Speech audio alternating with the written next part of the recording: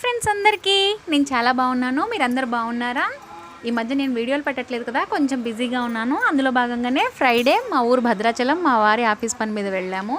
ఆదివారం మహాలయ పక్షాలు కదా, అందులో భాగంగానే కొన్ని కోరికల కోసం స్వామివారి దగ్గరికి వెళ్ళాము.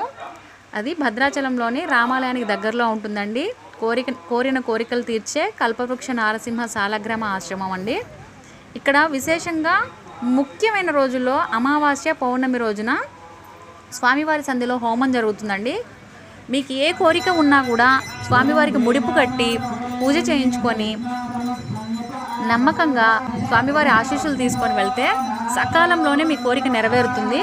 సంతానం కొరకు, కోర్టు సమస్యలు కానీ, వ్యాపార అభివృద్ధి కానీ, అనారోగ్య సమస్యలు కానీ, ఇలా ఏ సమస్య ఉన్నా కూడా స్వామి దగ్గరికి వచ్చి ముడుపు కట్టి హోమం చేయించుకొని స్వామివారి అనుగ్రహం తీసుకొని వెళ్ళండి. తప్పకుండా మీ కోరిక నెరవేరుతుంది.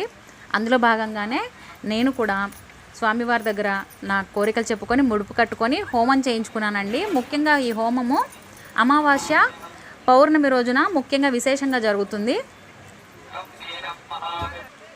ఎంతమంది పబ్లిక్ వచ్చారో చూడండి ఒకసారి. ఎంతమంది ఎన్ని కోరికలతో వచ్చారో. ఒక్కొక్కరికి ఒక్కొక్క సమస్య ఉంటుంది కదా, ఎవరు ఆనందంగా ఉండలేము. చాలా చక్కగా హోమము పూజలు జరిగాయండి. నేను కూడా ముడుపు కట్టాను. చాలా బాగా జరిగింది. అక్కడ భోజన సదుపాయం కూడా ఉంటుందండి భక్తులకి. మీరు ఎక్కడి నుంచి వచ్చినా కూడా అక్కడ ఫెసిలిటీస్ ఉంటాయి. అక్కడ స్వామివారు సాలగ్రామం రూపంలో దర్శనమిస్తారు. చాలా బాగా జరుగుతుంది. చాలా చక్కగా రిసీవ్ చేసుకుంటారు. ఎక్కడెక్కడి నుంచో వచ్చారండి పబ్లిక్.